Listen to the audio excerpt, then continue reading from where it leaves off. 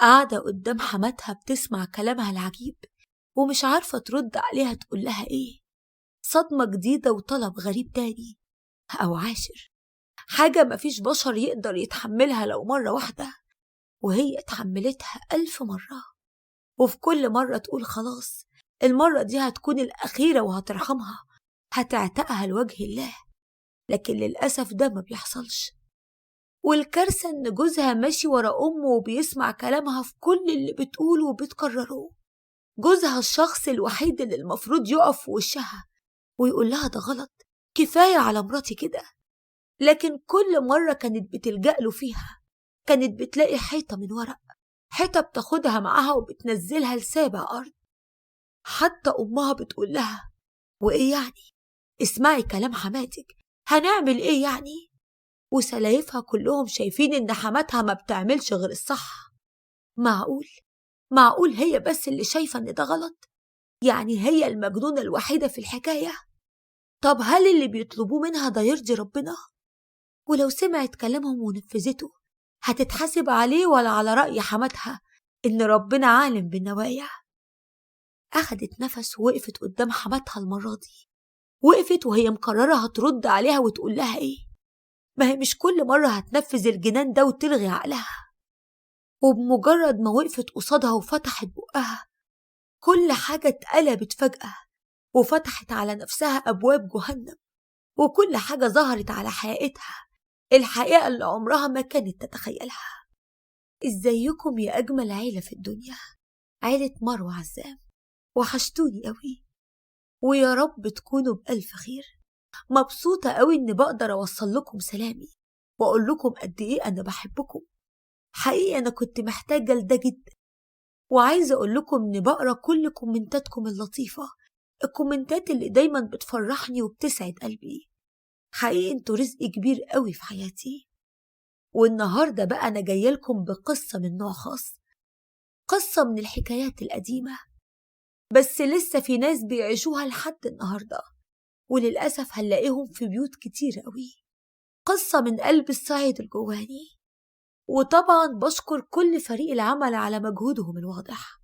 بشكر الكاتبة ريناد يوسف، والفويس اوفر مروة ماجد وفاطمة السيد.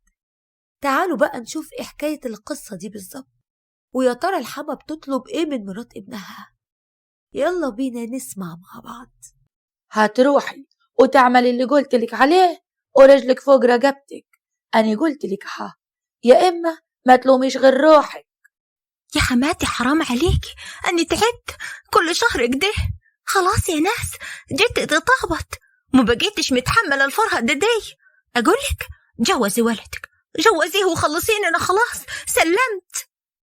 وهو الجواز ببلاش ولا العروسة هتاجي وتدخل البيت من حالها من غير ما يندفع لها مهر ولا يتجاب لها شبكة ولا حتى خشب جديد يتحط في أوضتها، وولدي على فضل كريم ويده فاضية، يبقى ما باليد حيلة غير إنك تعمل اللي عليكي لغاية ما ربنا يكرم وتحبلي. لا نوم تحت قطورات تاني، لا وقوف على غسل أموات تاني، لا دخول جوا القبور ويتقف العلاية مع الميتين تاني برضو لا.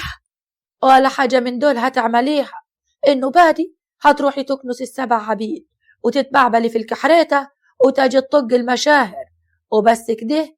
أهي حاجة سهلة قوي. هقول لك جدتي طيبة وكل عظمة فيا وجعاني من شغل البيت، وطلباتكم اللي ما تخلصش تقولي لي اتبعبل في الكحرتين وانزل من فوق الراب ودحرج لما عظمي يتشتش بزيادة. قلت لك يا حماتي له يعني له.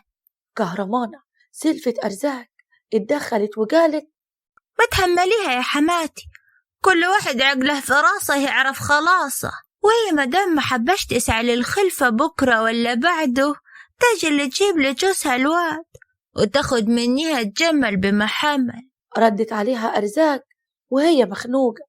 يا ريت اللي حداك المزينة يقولها، ما حداهاش يكفي الخشمة وينقط الناس بسكاته. أظهر سلفتها التانية اتدخلت وقالت هم غرضهم مصلحتك يا رزاق، ما تزعليش منيهم، وبعدين يعني انت عملتي كل اللي عملتيه ده وجات على السبع عبيد، ما تروحي وتكنس براحهم وتتبعبلي في الكحريطة وخلاص، ويمكن ربك انه بادي يكرم وتاجع له ونسبب. هملوها أني هيجي جوزها مخلوف وأقول له على عمايلها ونشوفية راسها وأشوفه هيلد عليه ولا لا. دخل مخلوف من الباب وسألهم بحس عالي: إيه مالكم؟ حسكم عالي ليه؟ بيتنا بقي كيف بيت الغواسي، حس حريم وطالع برا حيطانه. ردت عليه أم عواطف بغضب: ما هو كله من مرتك اللي مطلعة حسنا ومطلعانا من خلقاتنا. ليه وليه أقول لها الشهر ده هتروح السبع عبيد والكحريتة، بس قلت لها كده يا ولدي واتفتحت فيا زعيق وعراق وشتيمة. حتى حريم إخواتك لما جم يدافعوا عني ما سلموش من لسانها. واه أهني. ايوه انتي اطلعي في عيني يلا وقول انك كدابة وانك لا شتمتي ولا طولت لسانك. واني حتى لو قلت كده مين هيصدقني؟ واني الحالي وانتي معاك الشياطين الخرصة اللي ما هينطقوش كلمة الحق ولا يوقفوا في صف مظلوم. انتي حواراتك كترت قوي يا رزاق، واني واحد تعبان وشقان وما نقص شيء. اقول لك ايه، همل اللي في يدك واتيلي لقمة اطفحها، خلينا غور من البيت ده ومن وشك الفقر اللي قاطع الخميرة من البيت او قاطع الرزق كله. قاليه واسمه رزاق قال، اما لو اسمك فقر كنت عملتي فيها ايه؟ ربنا يسامحك يا مخلوف. ماشي يا ابوي، اني وش فقر وقطعت ارزاق وماليش عازه ما خلافش كمان، بس ربكم وحكمته عاد احترضوا عاد على حكمته. خف برطة ما ياختي وغوري اتلي الوكل من سكات. عواطف حماتها قالت وهي بتطلع فيها من فوق لتحت: عينها بيضة ودمها هارب، دي اللي زيها المفروض تحط جلوس طين على راسها وتحط عينها في الأرض ودانها ساكتة. ليه؟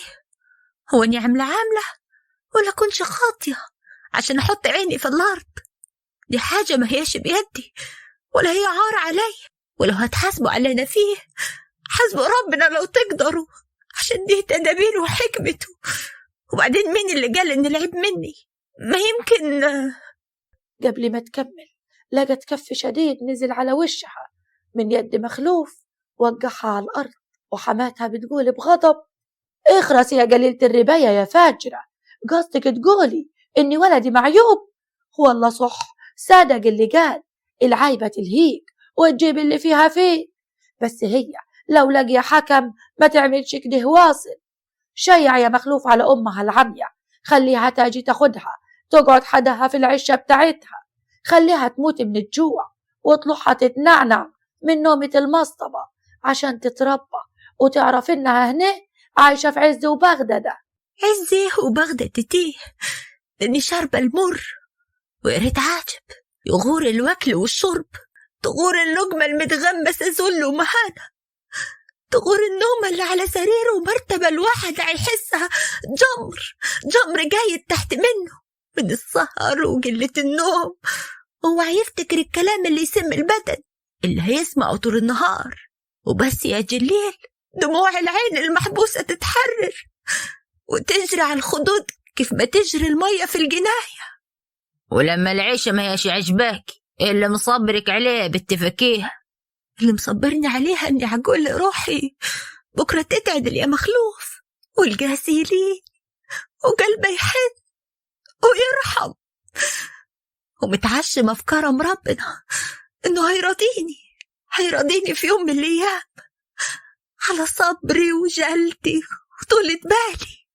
طب لغاية ما القاسي يحن والعصي يلين وبجملة الصبر والمر اللي انت شايفاها دي هتروحي بكرة وتعملي اللي أم أمرتك بيه ورجليك فوق رقبيكي؟ لا ما هعملش حاجة يا مخلوف.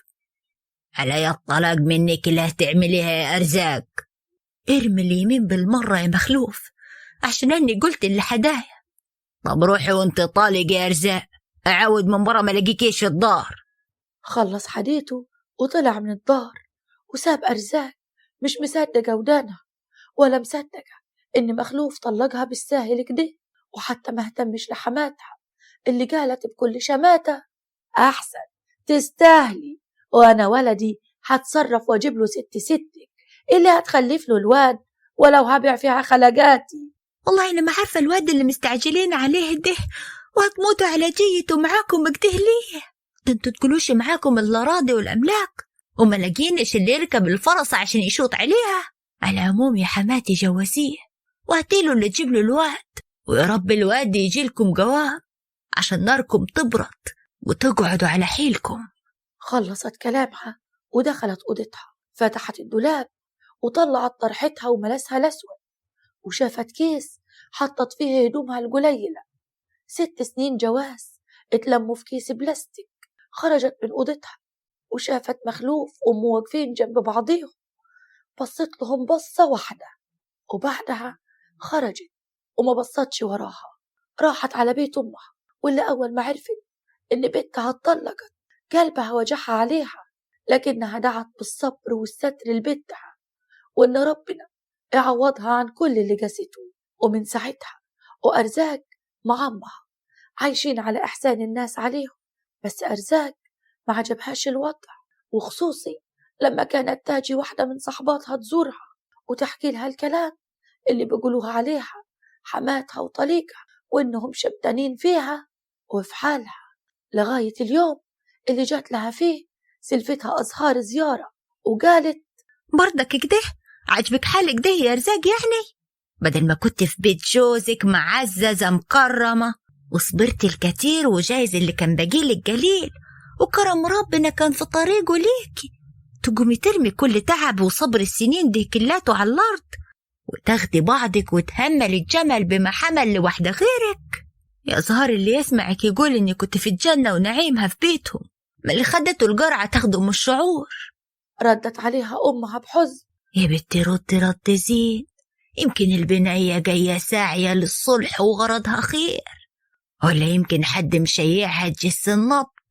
ما تكفليهاش في وشك ده، الكلام أخد وعطا.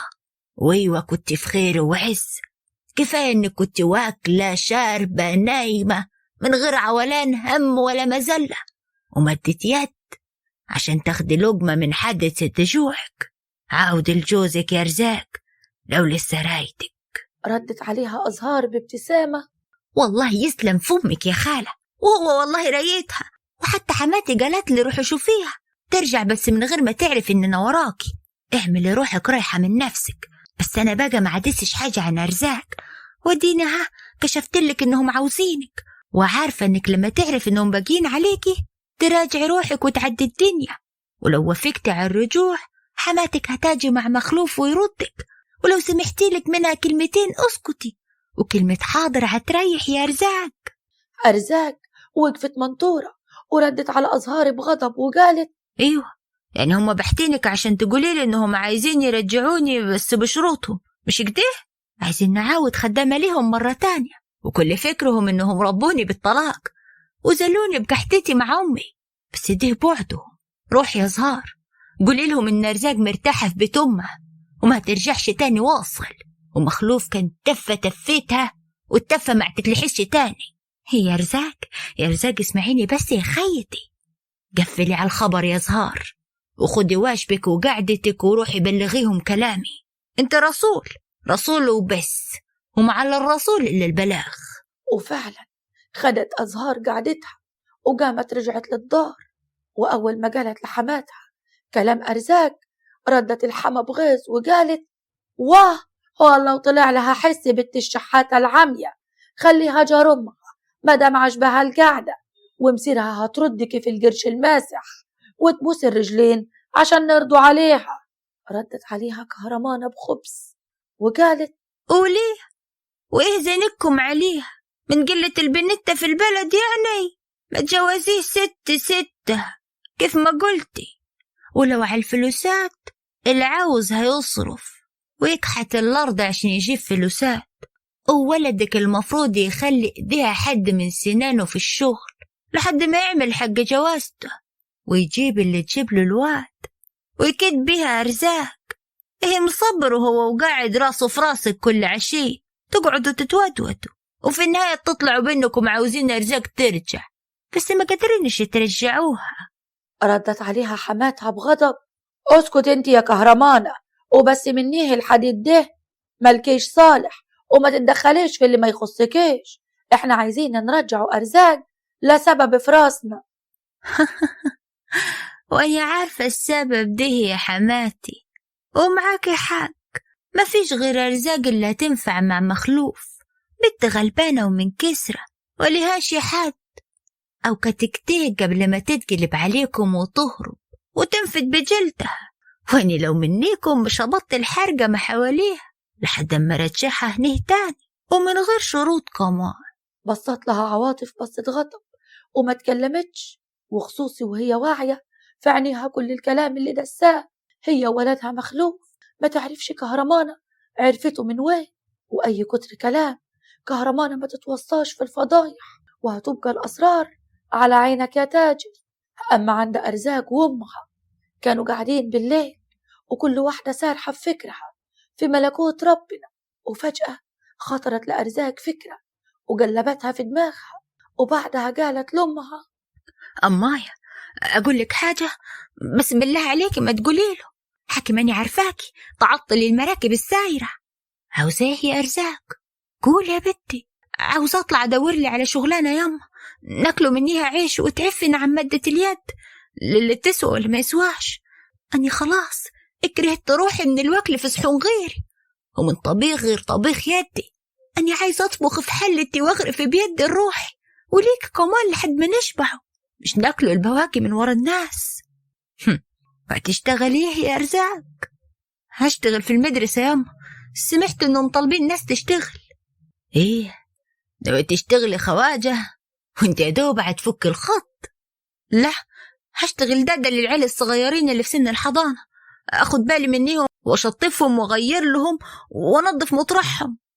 ايوه ايوه ايوه، عايزة تروحي تقعدي وسط المدرسين في المدرسة، كل يوم تطلع عليك أشاعة شكل في البلد ويخلوا سيرتك على كل لسان، وطليقك هم ما هيصدقوا يمسكوا سيرتك البانة في خشمهم.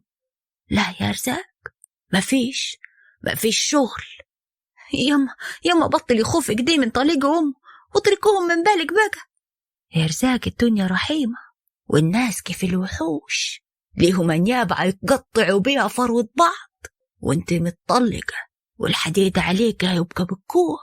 اللي زيك لهاش طلعة، واني ما هفضلش خايفة من الدنيا والناس طول العمر يما.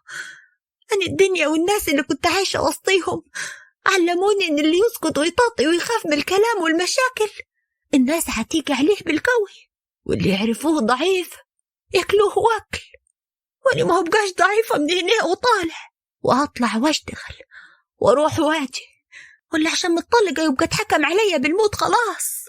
سكتت أمها وتقبلت كلام أرزاق غصب عنيها لما لقتها مصممة على اللي في راسها.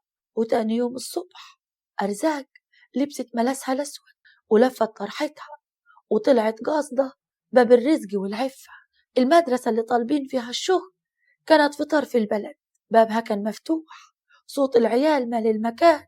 دخلت أرزاق بخطوات هادية، سألت عن مديرة المدرسة ودخلت لها. المديرة بصت لها من فوق لتحت وقالت: نعم، عايزة ايه يا حبيبتي؟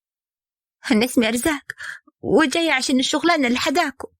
اشتغلت في مدرسة قبل كده؟ لا ما اشتغلتش في مطرح، بس عارف يعني أنظف وأخد بالي من العيال واخدم المكان كيف بيتي. جربيني ولو ما عجبكيش شغلي مشيني. سكتت المديرة هبابة وبعدين قالت: خلاص تمام، تعالي من بكرة هشغلك تحت الملاحظة شهر كده، ولو عجبني شغلك يعني تكملي معانا. فرحت أرزاق وشكرت المديرة من قلبها ورجعت لأمها بالخبر اللي ما فرقش معاها، وكانت شايفة إن قلته أحسن. ومن تاني يوم راحت أرزاق المدرسة وهي جواها طاقة نشاط وتفاؤل ملهاش حدود. بدأت تنظف الفصول، تراعي العيال، تغسل لهم يدهم وتربط لهم الجزمة، تسكت اللي يبكي وتحضن اللي يخاف.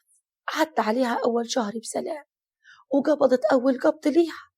رجعت لأمها وهي طايرة من السعادة عشان تحط القرشنات في يدها وتفرحها بيهم، لكنها اتصدمت لما شافت عواطف حماتها قاعدة مع أمها. وأول ما شافتها بصت لها وقالت: أهي بنتك جات، هي أم أرزاق، جات اللي راحت تشتغل خدامة للمدرسين والعيال من بعد ما كانت متستتة في بيتها ورجليها مش هتخطي براه. راحت للشقا ووجع القلب وكلام الناس. انتي ما عارفاشي ايه اللي هيتقال عنيها برا، ده مخلوف ولدي، مع إنه مطلقها بس ما يتحملش الكلام عنيها، وكذا مرة يمسك في 1 و2 بسبب بنتك. ردت عليها أرزاق وهي بتقعد قدامها وتعد القرشينات اللي لساتها قبضاهم. طب وماله بيه؟ يمسك في الناس عشان إليه. طب لعلمك بقى إني محدش عجيب سيرتي في البلد واصل، ولو في يوم حد قال عليا كلمة ما تكونش طالعة غير منيكم انتوا، انت وولدك.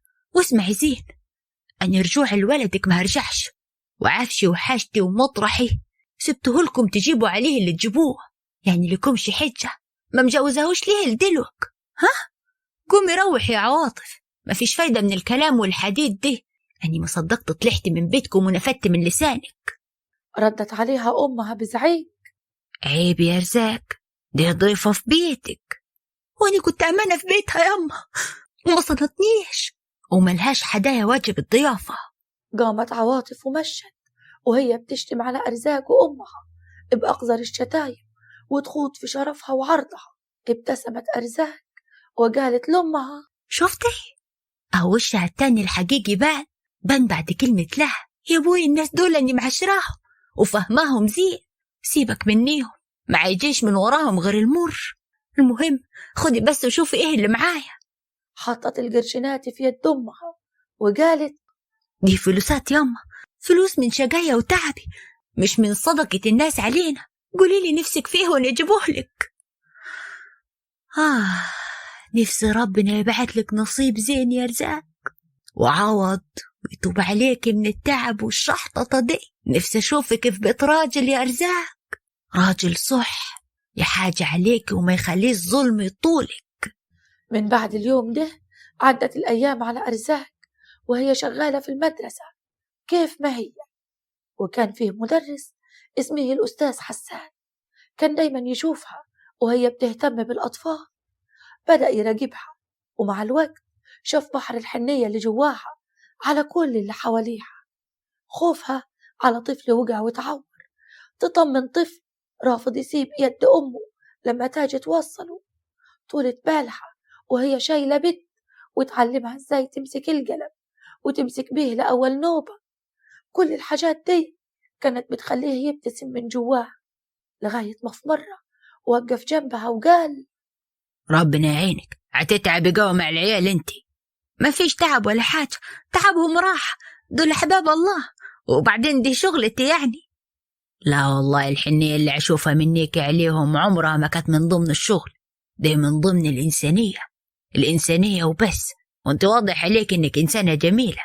ابتسمت أرزاق بمجاملة وقامت ومشت من قدامه قوام، أحسن حد يشوفها واقفة معاه ويقول عليهم حاجة كده ولا كده وهي من أساسه مش ناقصة. ومن بعدها حسان كل يوم بقى يحاول يفتح معاها كلام وهي تقفله بهدوء، بس دي ما يمنعش إنه كان بيقول اللي عايز يقوله حتى لو من بعيد، حتى لو هي مش بترد.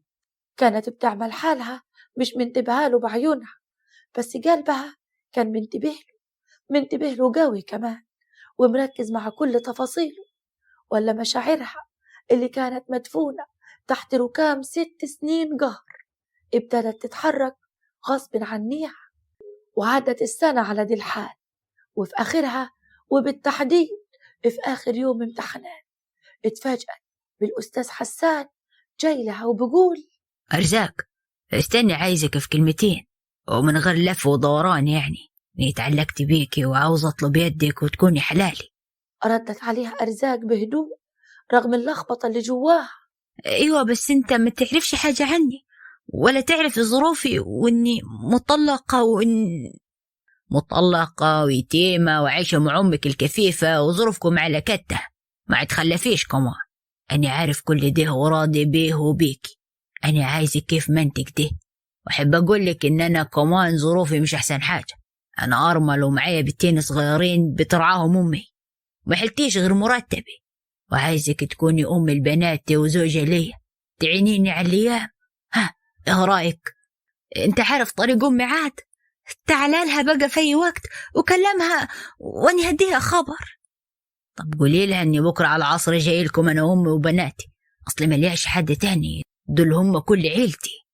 روحت أرزاق يومها وهي حاسة إن رجليها مش لامسين الأرض من السعادة.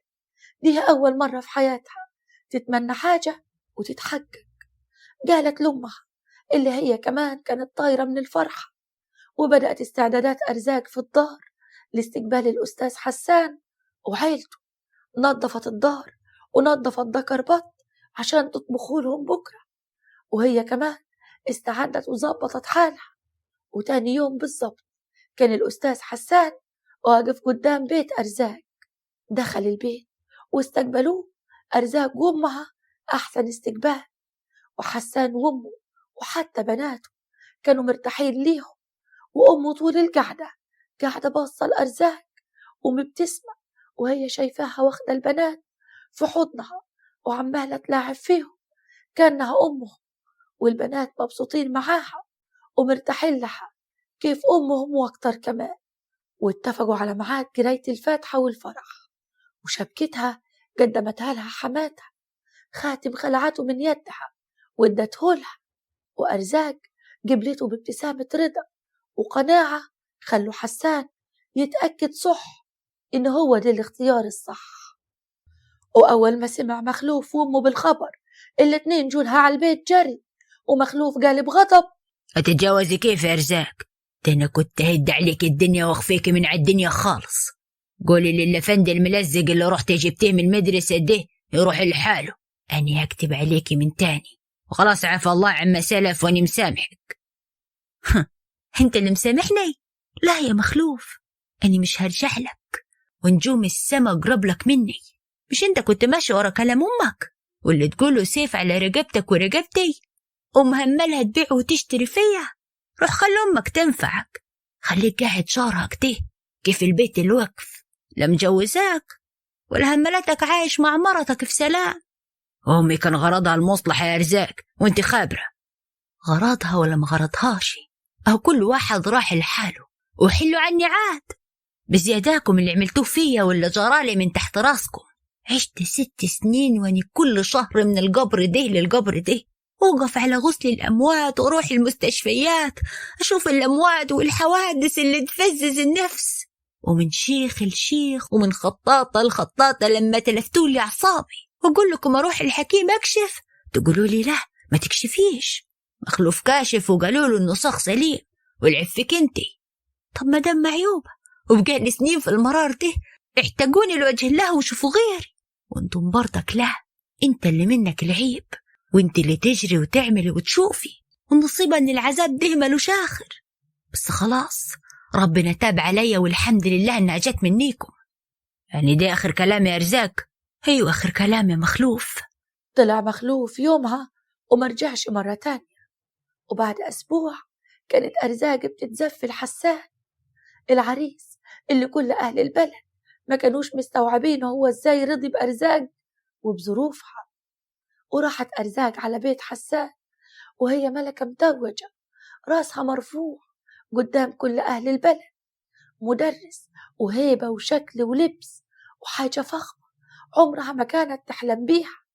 من بعد مخلوف اللي كان الشق في رجليه يبقى يتعقرب من شغل الغيط ويا ريت كانت عجباه. ومن ساعة ما دخلت بيته وهي شايفة محبة واحترام مني ومن أمه، هي نفسها مش مستوعباها.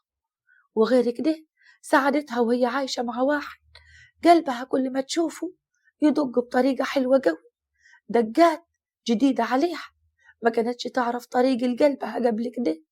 والبنتين اللي عوضوها الحرمان وبقت عايشة معاهم أمومتها اللي اتحرمت منيها، وهم كمان لقيوا فيها الأم اللي راحت منيهم، وكل واحد فيهم ادى للتاني اللي ناقصه، لغاية ما في يوم صحيت أرزاق على وجع في معدتها وإحساس بالترجيح خليها جريت على بيت الراحة اترجع من غير ما توقف.